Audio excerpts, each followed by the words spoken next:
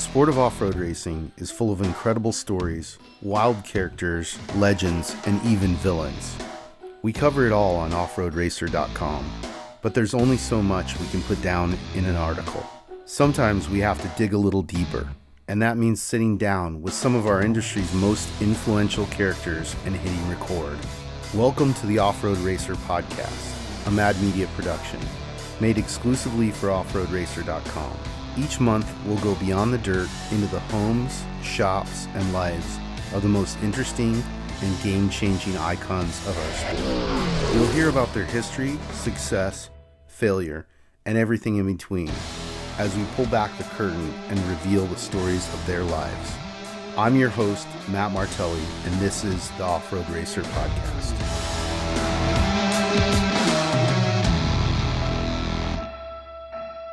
I'm Matt Martelli.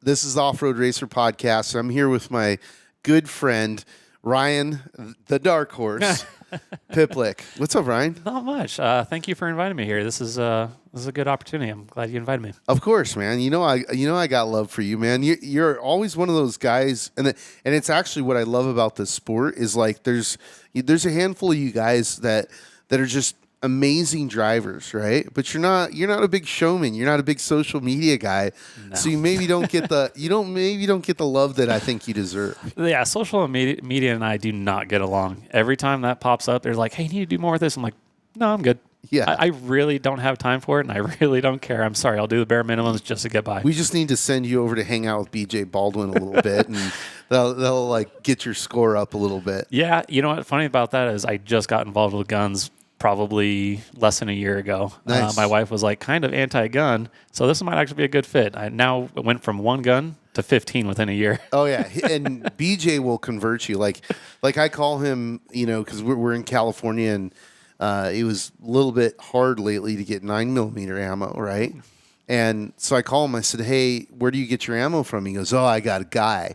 And I'm like, "Well, I don't need a guy. I just need you to tell me where you get your ammo from." Yep. And he wrote me this like 6-page report on why I should buy this ammo because of the fall rate of the bullet and all this kind of stuff. And I'm like, okay, I'll do it. Right? And it turns out this guy's he's a legit dealer, ex-special forces guy. And I ended up buying a bunch of 9mm ammo from him. That's like the best 9mm ammo you can buy, right? Now I got to just back it up with being able to nail the target. So. I was just gonna say I can get the best ammo out there, and I still can't hit the target. Yeah, no, I love guns. I'm a gun guy, big Second Amendment guy too. So that's maybe we can go on a 3-way date and go shooting. Heck yeah, he loves sharing that with people. He's super passionate about it, which is cool. I love seeing that. You know? Yeah, I finally got my wife into it and getting my family into it. I take my kids out there. I got this awesome video of my daughter.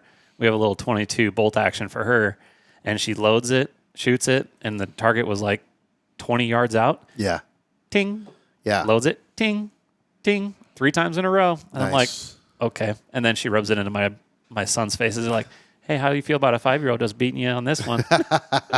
No, that's right. I mean, me and my brother started shooting 22s when we were really young with my dad, and it's always been something that we've been, that's been part of our DNA, right? Mm-hmm. And it's being able to defend yourself, whether that's physically or with a gun, right? Like we're not hunting, especially in Southern California. That's like we hunt blondes, I guess, right?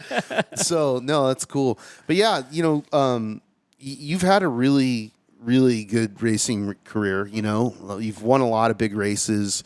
We were joking around, and your acknowledged new nickname is the Dark Horse because you're like one of those guys who's like kind of counted out, but then you show up and then people get worried, right? And then I think your style is a little bit like Rob McCackern in that you're not talking a lot, but you're not over driving. You're not trying to like gap the field and do something crazy. It's like you're there, and like it comes down to the last lap, and it's like if Piplic's there, he's gonna get you, So you've had like back to some of your big wins, UTV Worlds, Mint wins, like all kinds of stuff.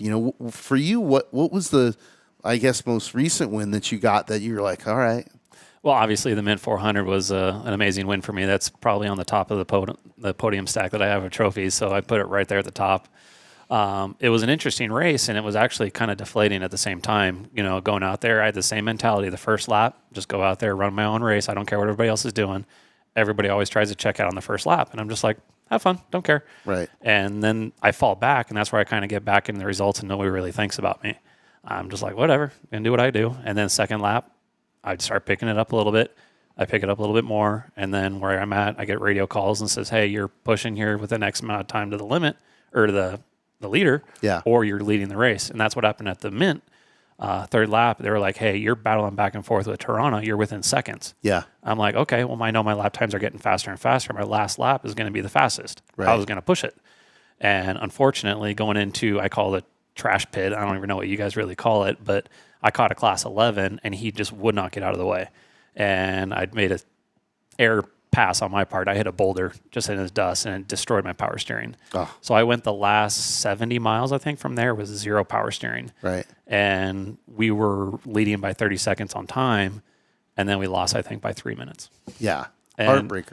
It's tough. And just to push that car with no power steering, Oh, it's brutal. my gloves had holes everywhere and blisters and this, but I was like, I'm not stopping. I refuse to stop. And no matter what, you know, if I have a chance to finish a race, I'm going to make it happen. Yeah, I mean that's always been your mentality. It's like the OGs in desert racing of like, yeah, cool, everything goes wrong, we're still going to get a finish. Mm-hmm.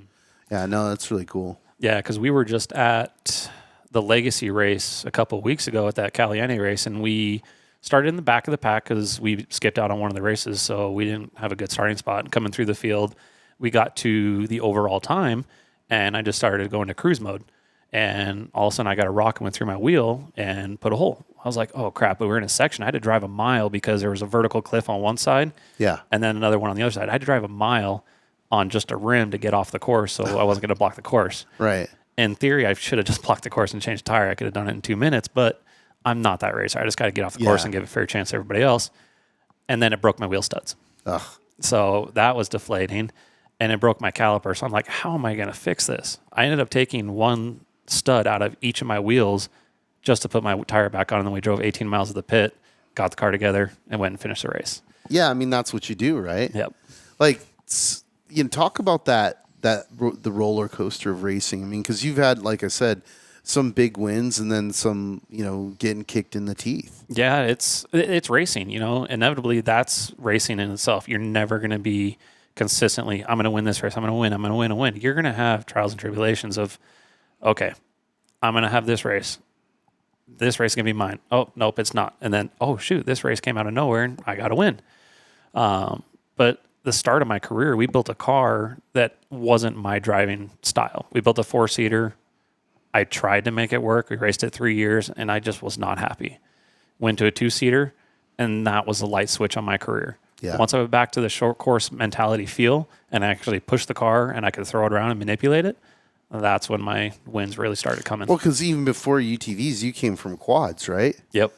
So I started racing quads back in 2000. My parents wouldn't let me race. I moved to Arizona, took my Banshee with me, and started racing that. When my first race was when I was 19.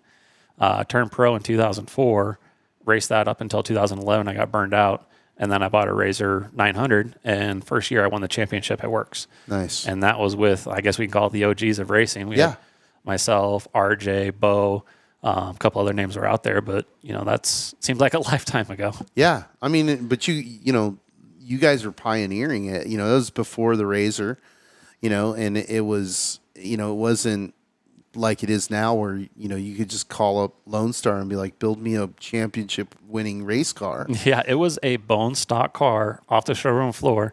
I raced it with stock cages, stock doors, and even those flimsy little window nets. And that's how I won my championship. That's rad. Well, I mean, I think that those experiences give you obviously better racecraft, but it also makes you appreciate it more. You know, like I have no problem with somebody walking in, plopping down a lot of money and, you know, buying the most expensive vehicle on the planet. If you can do it, do it. And I appreciate that they're doing it here instead of golf or something like that, right? Yeah.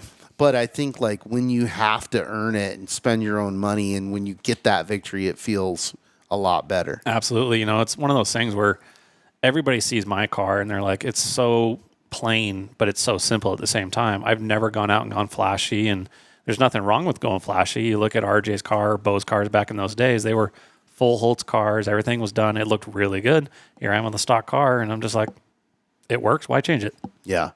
Yeah, no, totally. It totally works. So, as of, last few years, what do you think has been your, the thing? Because I remember having this conversation with you, and you're like, the support from the factory had slowed down, and you're kind of like, hey, man, I'm not sure if I want to do this or if I can do this much longer. And it seemed like that went away. You got more wind in your sails. Yeah, I think last year was probably the biggest kick in the teeth, where all the rumors and basically what was happening with the factory support was all kind of going in a different direction. And at the start of this year, I actually really didn't even have a contract, and I wasn't going to do any racing. And I was like, I'm going to go do some races on my own, the ones that I want to do. And next thing you know, I got a call and says, hey, obviously you're committed. Let's keep this going and make stuff happen. And then sure enough, my first race back, we won them in 400. So yeah. I think that's the drive. It's like when you get pinned and you're like, show up or you're going to get nothing. And it's like, okay, well, here's my motivation. Yeah. No, that was really good. That was really good to see. It's like one of those things to us as the promoters. It's like, I really love the fact that, the Mint in particular, it changes up. You know what I mean? It's not always the same person who's winning it over and over and over again. I think that, some of the other races in particular in Baja, like money is a big factor in that. Right. And, I don't think, the stateside racing that it's less of a factor here. Let's just say that. Yeah, you're not racing a pocketbook down or here in the States, in my opinion. Yeah. There is a level of a pocketbook racer, but when you go to Baja, completely different ball game. Yeah, like we were talking earlier about, the cost of like, okay, cool, you really should be down there pre-running for at least a week, right? That cost of missing work and, travel costs, et cetera. It's not cheap, right? And then let's say in theory you can come back up, go to work for a few days, and then you got to go back down for the race. It's definitely not the most conducive way, in particular, to win a Baja 1000. Absolutely, and it's not physically possible for myself. I'm a one-man show with the exception of my family. My wife and my kids are my pit crew. Yeah. So we go to a race. My wife's there with a gas can filling me up. My kids are helping with the fire extinguishers, putting the mats out and stuff. So my program is completely different from what everybody else has really got. I don't have the support in the pits and stuff like that, but I'm also a control freak. So yeah, maintenance on my car, I physically have to touch it. I remember you telling me the story. You were leaving, I think you were leaving UTV Worlds, going to another race, and you had figured out that like you could fix the car on the trailer. You remember that? Yep. Yeah, and I'm like, dude, you're fucking insane. You know what I mean? Like, I'm like, what? And you're like, yep, I figured it out. We got 6-hour drive. I can, basically do a light reprep on the car while everything's moving. That was actually a Havasu race. So that's one of the first years we did the lagoon jump, and I broke the trailing arm off the car. Right. So I drove home from Havasu, went all the way home to Vegas, got the parts, drove back. The gate was closed. So I go in the trailer and I start working on my car at the gate, get it all put back together by morning time on like 2 hours of sleep, and we went out and raced the next day. Yeah, that's rad. But the other one was... there's so many stories that I have like that it's like, oh my gosh, why would I do that to myself? But that's just the competitor in me. Yeah, no, it's really rad to see. So, I mean, where are you at in your program now? Like, what are the races this year you're going to finish out? And yeah, so I'm committed to do the Best in Desert Series, and then your guys' race as well, the California 300. We're going to do that one, and a few selected legacy races. Nice. I was only contracted to do a minimum of 5 races this year, but the racer in me, I just want to race. I want to be on the track. I want to go have some fun. So talk to my sponsors and says, hey, if you got wiggle room, can I do more? Right. And that's where we went off and said, all right, let's do all these ones and pick the ones that I really want to do. Yeah. No, that's really cool. It seems like you're in a good space where it's like you're comfortable with your program. Obviously you're comfortable with your skill set, but again, I think that the Dark Horse moniker is perfectly fitting because it's like you have a lot of guys who have really nice cars and everything, and they look over and they're like, shit, Piplic's here. You know what I mean? Sometimes I wish that would be spoken a little bit more often, but at the same time, all of us there at the racetrack are pretty fun, and we all get along. But once we put the helmets on, it's a different story. So Yeah. But yeah, I look forward to going to races, and I don't really care who's there. I just want to race the best people out there. Yeah. So if there's not a lot of big names, I kind of get disappointed. Sure. I don't want to throw my UTV World Championship win under, put it down a level, because that was like one of the first big wins I had in the desert racing, but a lot of the guys weren't there. Right. And that's where it kind of was like, I wish I could have raced against those fastest guys. So when I came back the next year and we did it at Havasu the second year, Phil Blurton was there, and I was like, okay, finally, we got Phil Blurton, one of the best, desert racers out there. We're going around racing the exact same track, and I was like, oh, this suits me so well. Second lap, we caught him, and I bumped him. And I don't think he's been bumped in a very long time. No, I don't think so either. He told me at the end of the race, he's like, dude, I don't remember the last time I got hit from behind and you hit me. Yeah. I was like, well, you got in my way. Woo. Yeah. Well, Phil's a gamer too. He likes that, right? Yep. He wants to battle and go toe to toe with people, so that's awesome. So Mitch, why is this bike so drippy? It's our 23 race bike. We can start up front, work our way to the back. Bones can tell you about the suspension. The rear shock is one of the most critical parts of the bike. Pegs with the titanium mounts. Kashima coating here. Anti-gravity lightweight battery. Young's modulus. Horse and a half. Works chassis lab. More tie than a space shuttle. Really? I might need that repeated. This thing slaps. Slaps. Oh, you should have told me that earlier. Yeah, and I think that Havasu course, 90% of the people probably hated it, but I loved it because it was a driver's course and it was very challenging. It got a little too rough. Right. But at the same time, I'm like, hey, let's separate the men from the boys. Well, it did that, but the other thing that was clear to us is that when we allowed pre-running, what we didn't realize is that we had two groups of people. We had people who had raced Baja, who knew how to pre-run, and then we had all the people who only raced in America who really didn't know how to pre-run. So they went around and they did laps, but they didn't go find the alternate lines. So then when we saw the finish results, and it was like we had marked in the database who was a Baja racer, and it was like 1, 2, 3 Baja racer, 1, 2, 3 Baja racer, 1, 2, 3 Baja racer. I'm like, okay, we kind of screwed up. Like, not that it was a bad thing, because I think that Best in the Desert in particular with Casey, he had a different mentality than us. His mentality was, hey, I want 70, 80% of the people there at the finish. I always looked at stuff and I went, let's make it difficult so that if we're around 50% finish rate, then we're good, right? Because I think in my opinion, if we make the courses too easy, it's disrespectful to our culture of racing. This should be hard. You should get to the end of the race and you should not want to go out in another lap. Absolutely. Right? And case in point, like at that UTV World Championship, you're talking about people pre-running. I didn't get to pre-run that race.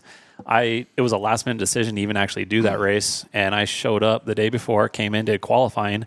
I had to drove back to Vegas, worked that Thursday, and then I came back Friday and did the race, or whatever the day worked out on.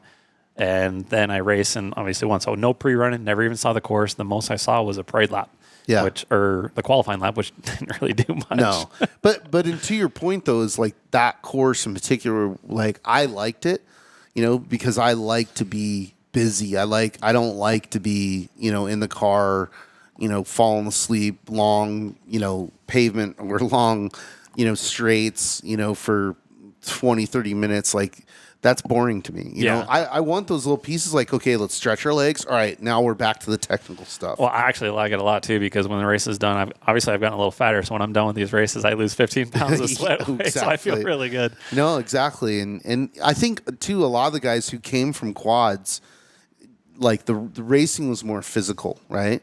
Bike guys are a little bit the same. They like to grind it out in the harder, more technical races when they go to four wheels, right? Yep. That's where you see those guys kind of like thrive, right? Absolutely. It's this perspective of the racetrack. You see a dirt bike and quad guy, they're like, okay, you're always looking for the smoothest lines, and that's how it makes a driver and makes an off-road racer. And you can tell the difference when we're racing. Oh, that guy's a desert racer. Oh, Yeah. that guy's done dirt bikes or quads, or he's done a short course or something like that, because you can see him pick the lines and he's moving all over the track and finding lines. Right. Rather than the desert guys, I feel like are just straight line. Don't care what's in Right. front of me. I'm just going to hit it. Yeah. Yeah, it's interesting. I mean, again, it's like we've lived through this evolution together of like quads in the beginning, UTVs, and now really, really capable vehicles, you know. And now we're north of 100 miles an hour in top speeds, you know. Well, yeah, I'm in 400. I hit 107 across the dry lake bed. Yeah. And when that happened, I was like, holy shit. Yeah. I was like, I know my car can do about 112, 115, but you generally don't push it that hard during a race. Right. Thankfully, we had a tailwind, and that's what kind of pushed us to that point. But at the same time, going across that dry lake bed felt really good. Yeah. Yeah, and those brakes too are paramount because like we're working on the California 300 course, and that was one of the things that we're looking at. Is like, okay, we're running this technical section, great. Now we want to come out of it and let's open up the lines for passing and high speed. So you get a break from the technical stuff, and then it's like, okay, that's enough of that. Let's get back into some more technical stuff, right? Yeah. So it's I don't think obviously it's subjective of like what is the perfect course, right?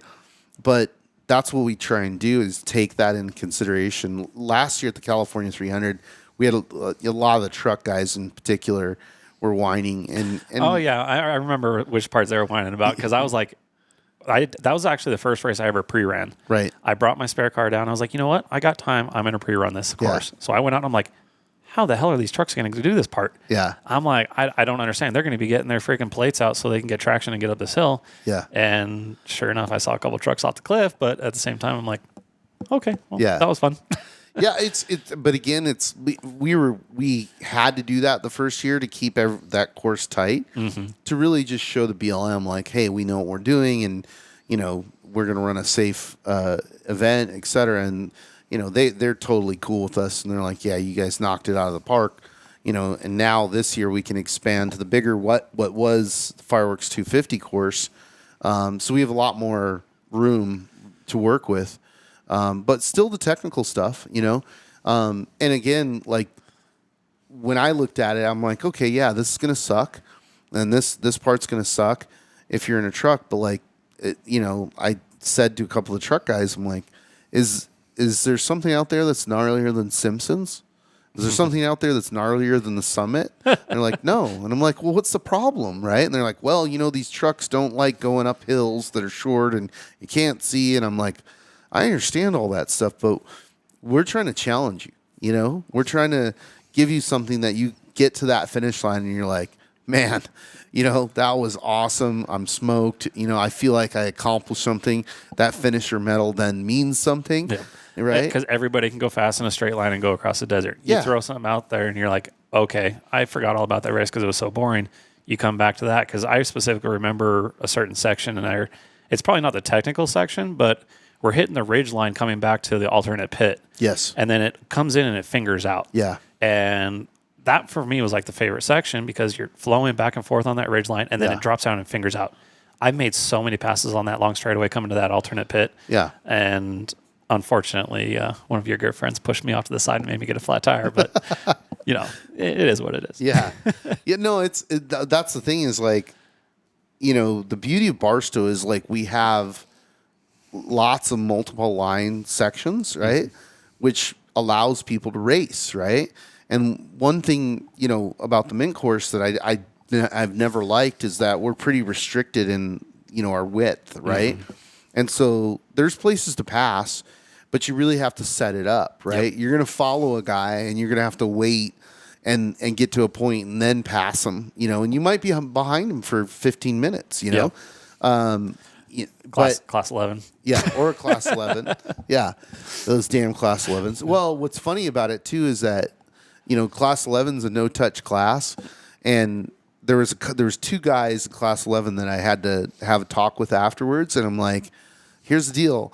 If you don't let people pass you, you will be a touch class. And they're like, what does that mean? And I'm like, you're going to get nerfed. Your rear fender that goes around your engine is going to get smashed. Exactly. So they were like, they were pretty baffled when I said that. And they're like, okay, we'll pull over. I'm like, use your rear view mirror. have etiquette.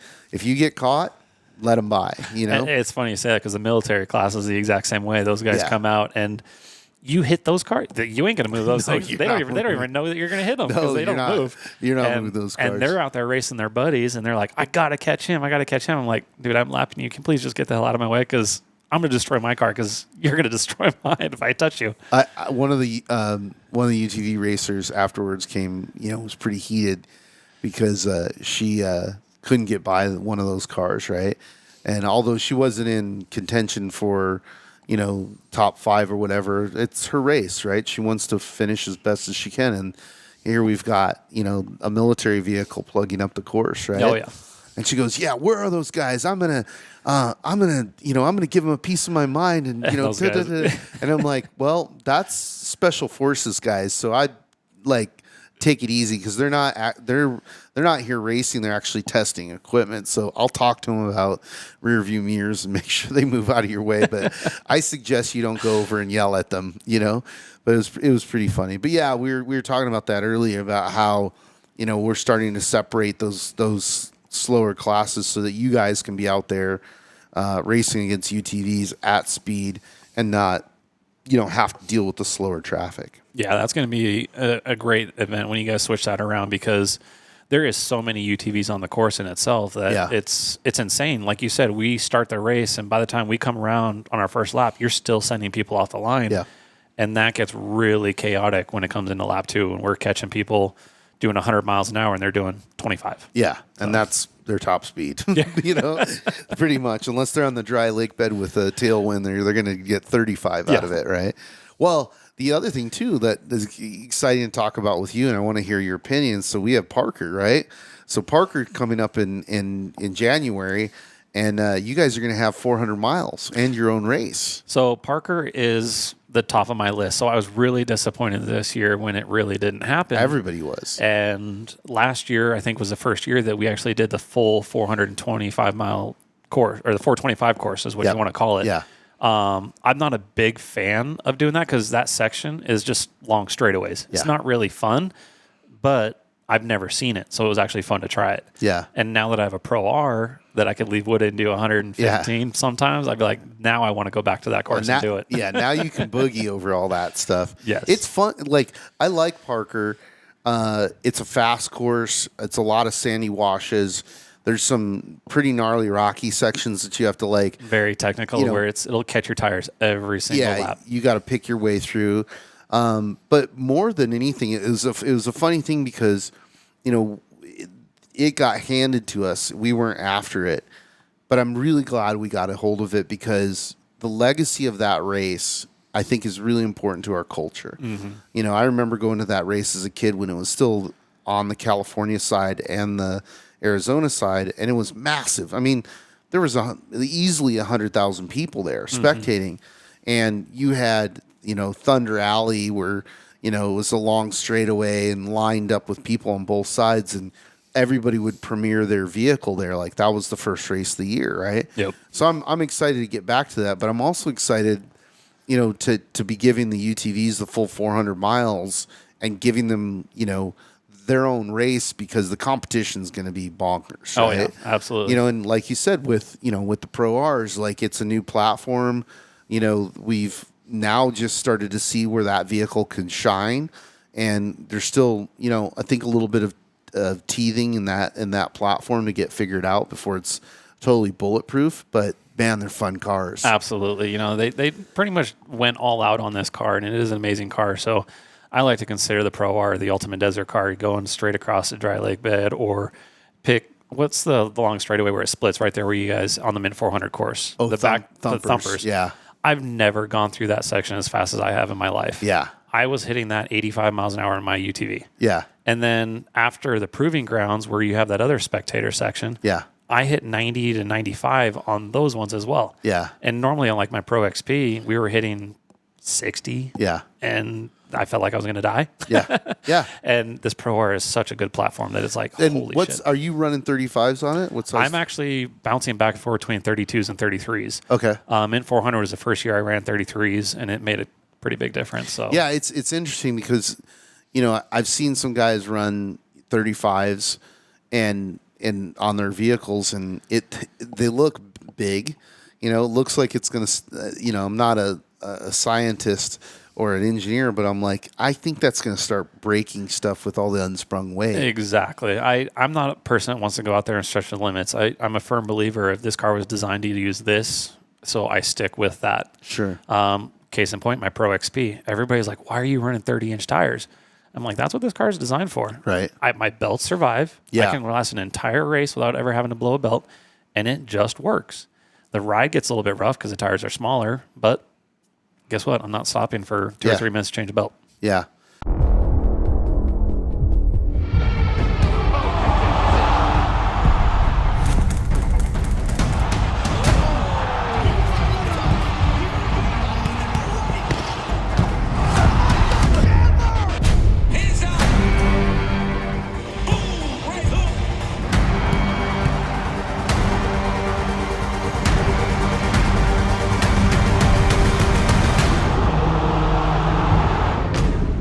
No, and I think that's an important thing, you know, when you start looking at the performance of the vehicle and you start making modifications, it becomes this game of like, okay, now the axles, now the diffs, now the hubs, you know, so on and so forth.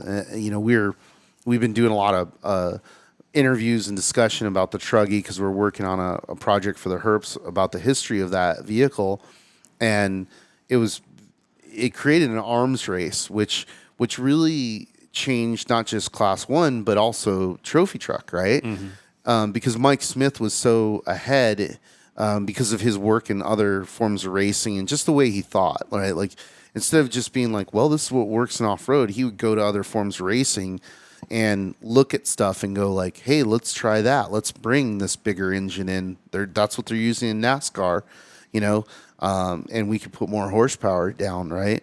Well, fundamentally, that changed everything, right? And I kind of see the same thing with UTVs. It's like, all right, you know, how much bigger are these vehicles going to get? Exactly. It's everything is always a game. How far can you push it, and how far are people willing to pay for it? Yeah. And there's going to be a tipping point of where it's like, okay, this is getting unrealistic, and it gets to a point where, yeah, it's probably we went too far. But at this point, I don't see a stop game with the UTV market. It's going to keep advancing, I think, for the next few years. Well, or quite a few years. They're certainly going to continue to sell a lot of cars. Yep. I mean, I have like a running joke with one of the analysts from Polaris every year. He's like, okay, you know, what do you think we're going to sell? And I'm always like, at least 3 times what you think, you know? You know, and not just them, but, you know, Can-Am and Kawasaki and Honda and Yamaha, you know, and hopefully at some point, speed, right? Yep. So it's going to be interesting. I really think that we've just barely begun to scratch the surface on consumers and UTVs, but also even the racing. Because if you look at the gap between, you know, now I think we've pretty much caught Class 10. Mm-hmm. And so it's like the gap from that to Class 1 to trophy truck now is big, right? But you know, when you look at overall times, and now I don't know if you've seen that there's a group that's doing data analysis after the races, and they're posting split times up of different sections of different vehicles. Oh yeah, actually I saw It's that for really the first time, cool. the 500. Yeah. Yeah, it's really cool. So that's really eye opening because you're able to like look at a section and go, whoa, in this section the UTVs were faster than the trophy trucks, right? Yep. Okay, cool. Like what is that, right? And like, do you know, that's where they shine. Yeah, and that's why I'm very drawn towards like the Silver State 300 race. It's a driver's course, tight technical, to where, you know, Mitch Guthrie last year almost won the overall in his UTV. Yeah. Granted, he started up front, so we kind of a dust free. I started in the very back, and I was working my way through the field, and our times were getting very comparable.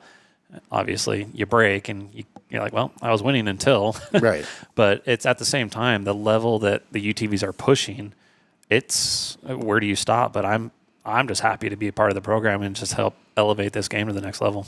Well, yeah, but you've also been like, you know, one of the guys who's pushed the envelope from the very beginning. I mean, we were talking earlier is like, you know, you went out and set a world record jump, right? Like, where was it? Up in St. George at the St. George Motocross Park, yeah. Yeah, because I remember like having a conversation with you, and I'm like, you know what?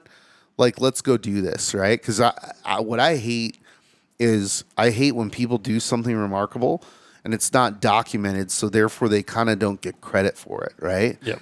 And at that point, it was very early on in the UTV days, and I felt like anything that we can do to show people the capabilities of these vehicles is good. Absolutely. Whether that was the jump that you did or The XP1K, when Right. you guys started that was like, I think the conversation that I had about, setting world records, I was like comfortable. I was like, hey, can we take this up? And you're like, let's do this at little leaps and bounds and make this a competition. Yeah. And, let's just not annihilate it and go to 250 feet. And then it's just like forgotten about. Well, that's what happened, from our experience in freestyle motocross, is that these guys were so eager to have their name associated with a world record, or to just get their moment in the limelight, that they're ridiculously out jumping each other. And I'm like, and then the problem is, like, you hit a point where, like, hey, anything beyond this on a bike in particular, and you might die, right? And then it's like, all the fun part of it stops, and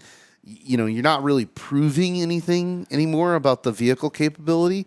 You're just doing wild shit. You know what I mean? Like, who's got the bigger balls is what it really comes down to. Yeah, some of the jumps I see now and the crashes, I'm like, dude, are you okay? Like, Yeah. why are you doing this? And that's the conversation I had with my wife was, okay, where do I draw the line? Because I wanted to do another world record jump, but we kind of had a mutual understanding that if it hit 200 feet, that I wasn't going to go for it. I got a family to look after, and after watching, what's the guy's name? But he paralyzed himself, and he went for a record with Travis Pastrana, and I was just like, that could have been me. 100%. And that's not worth it. No.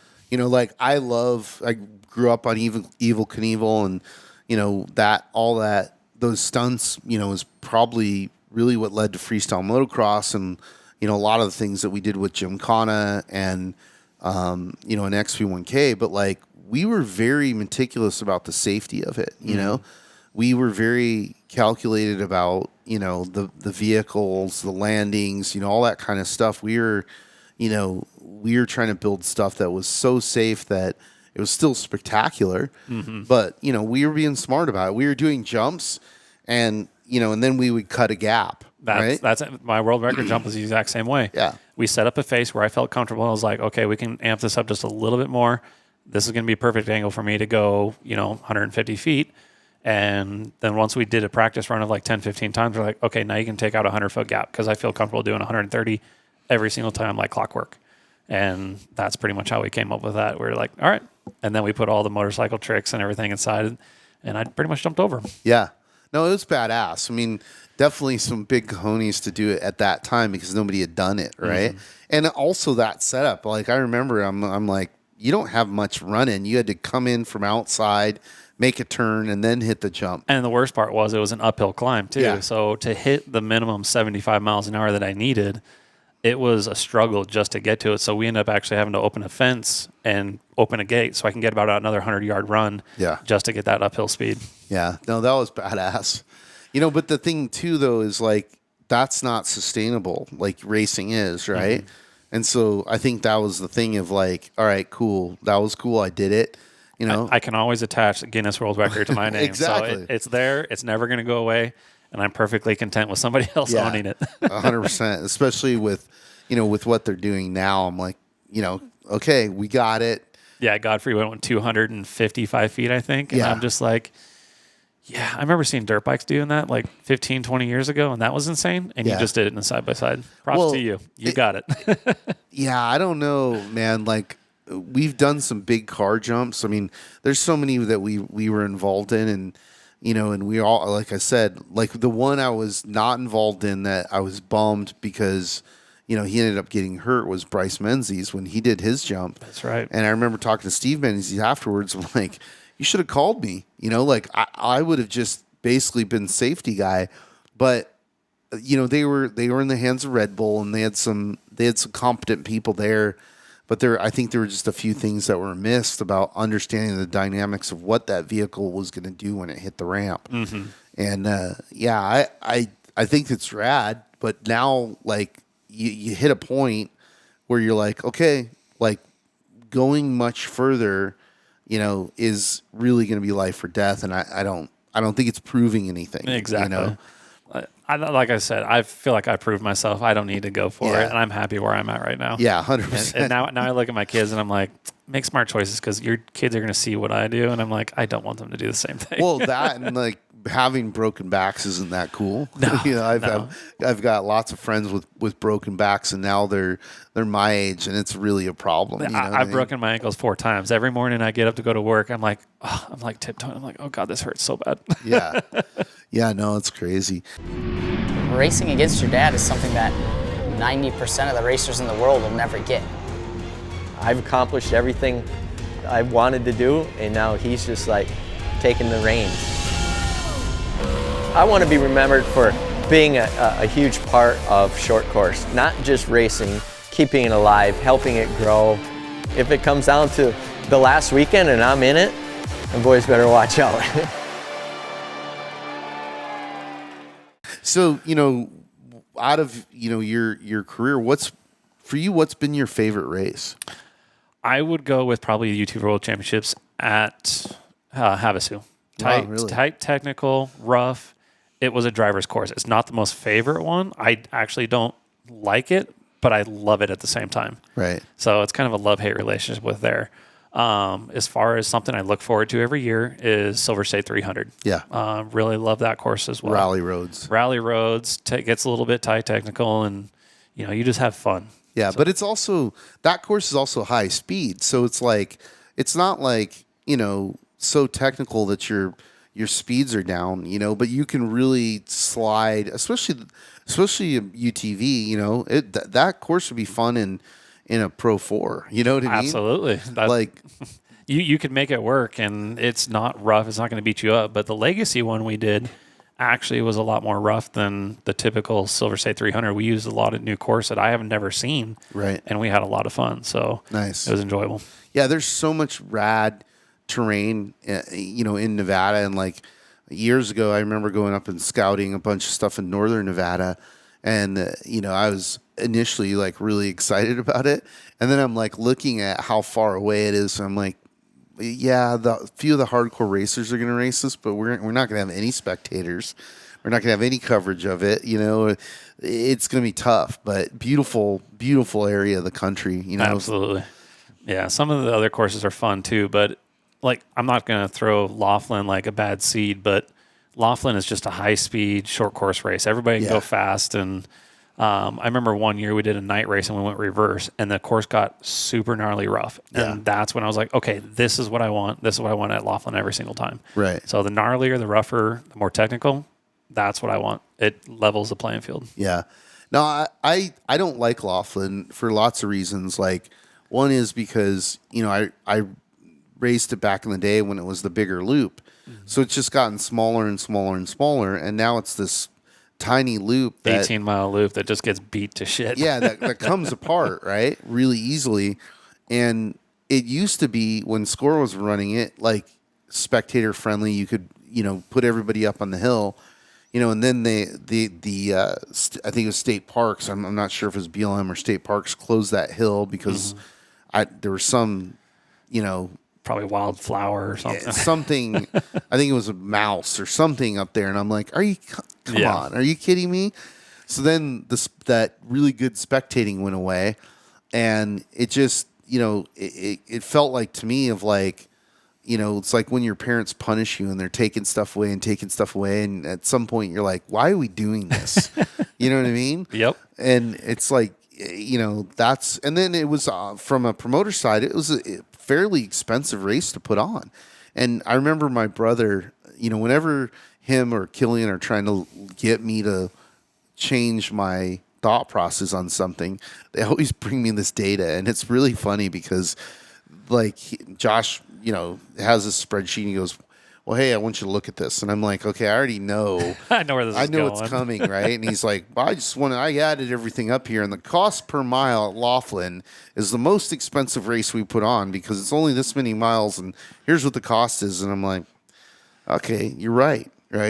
Sometimes you can't measure it race in miles because no, true. You know, you can go 400 miles at, you know, the Mint 400, and that obviously is going to change the cost. You go only 150 miles at Laughlin. What do you do? Like 138, maybe sometimes, give or take. Yeah. over 2 days. Yeah. So I don't really agree with that part of it, but at the same time, it's two completely different style of races. So, Yeah. I've raced all these courses so many times over the years. I have a love-hate relationship with every single one of them because I've probably either won at them or Right. I've broken at them. And majority of the time I've probably broken at more than I've won, but it's one of those things where it's just an experience and it's always good to be there.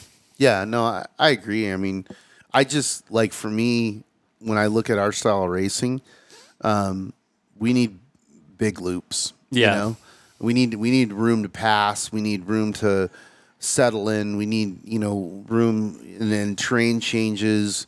It's like it's this thing that like now, particularly now, like I'm obsessed with. Like, I go like I went to Dakar a couple of years ago because I really wanted to see Saudi Arabia and what the terrain was like. Because in my head, it's just all sand dunes, which it was not.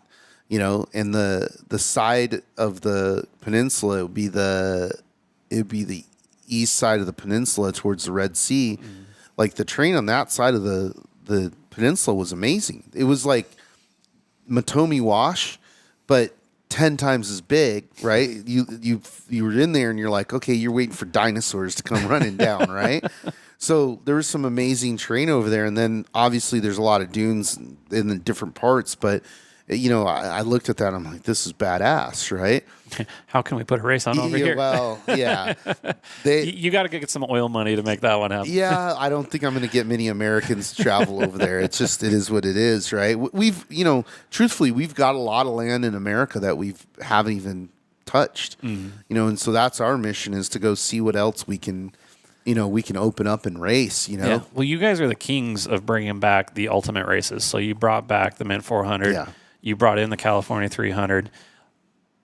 When can you bring back Barstow to Vegas? I'm going to throw you under the bus. No. When can you make that one happen? It's something that we discuss, and I wouldn't say it's impossible. There's a lot of land designations in between those two areas that you'd have to get cleared. But